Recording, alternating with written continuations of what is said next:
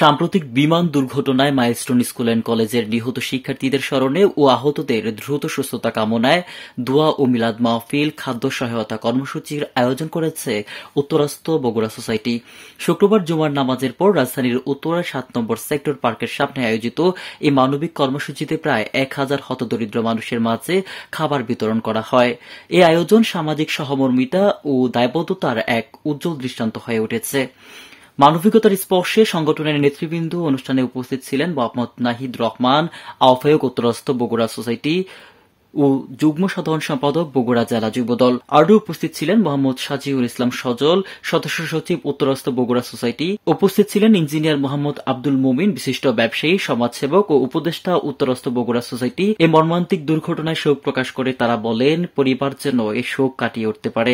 এতে আরও উপস্থিত ছিলেন মোহাম্মদ তোতামিয়া সরকার, মিডিয়া সেল সম্পাদক উত্তরাস্ত বগুড়া সোসাইটি। এছাড়াও উপস্থিত ছিলেন মোহাম্মদ মমিনুল ইসলাম, যুগ্ম আহ্বায়ক Mohammad Milon Kabir, managing director Tanzim tax BD limited, Mohammad Sohel Rana, Zakaria Panna, Mamunur Rashid, Al Mamun, Sabuj Sarkar, Raju Ahmed, S M Shahidul Islam, Mohammad Golam Murtaza Milu, Shafiqul Islam Shafiq, Rafiqul Islam সহ সংগঠনের বিভিন্ন স্তরের নেতাকর্মীরা এ সময় উপস্থিত থেকে খাবার বিতরণ করেন। এ ধরনের আয়োজন ভবিষ্যতেও আয়োজন করা হবে বলে জানিয়েছে দায়িত্বশীলরা।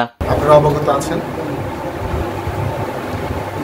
মাইলস্টোন কলেজে যে বিমান দুর্ঘটনা হয়েছে, বিমান দুর্ঘটনায় যারা প্রাণ হারিয়েছে, যে কোমলমতি শিশু, তাদের মাগফিরাত কামনা এবং যারা হাসপাতালে ভর্তি আছে, আল্লাহ যেন তাদের দ্রুত আরোগ্য লাভ করেন। আমরা বগুড়া পাশের পক্ষ থেকে অনেক দোয়া রইল তাদের জন্য।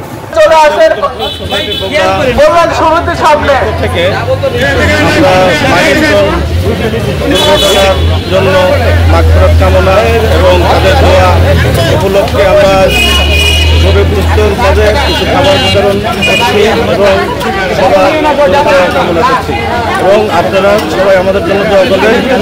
উত্তরাস্ত সোসাইটি যেন আমরা মানুষের পাশে দাঁড়াতে পারি, ভালো কাজ করে যেতে পারি।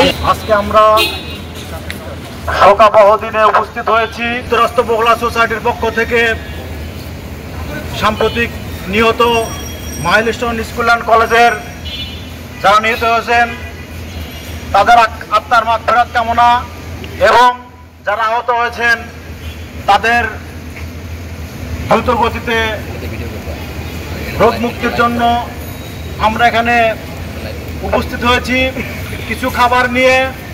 এটা শুধু আমাদের খাবার বিতরণ না, এটা আমাদের উত্তরাস্ত বগুড়া সোসাইটির পক্ষ থেকে তাদের পাশে দাঁড়ানো, সমাজের পাশে দাঁড়ানো এবং পারস্পরিক সহযোগিতার জন্য আমাদের তাদের পাশে দাঁড়ানো। রাজধানীর উত্তরা থেকে রাকিব ইদ্রিসের রিপোর্ট, আমাল বার্তা ডিজিটাল।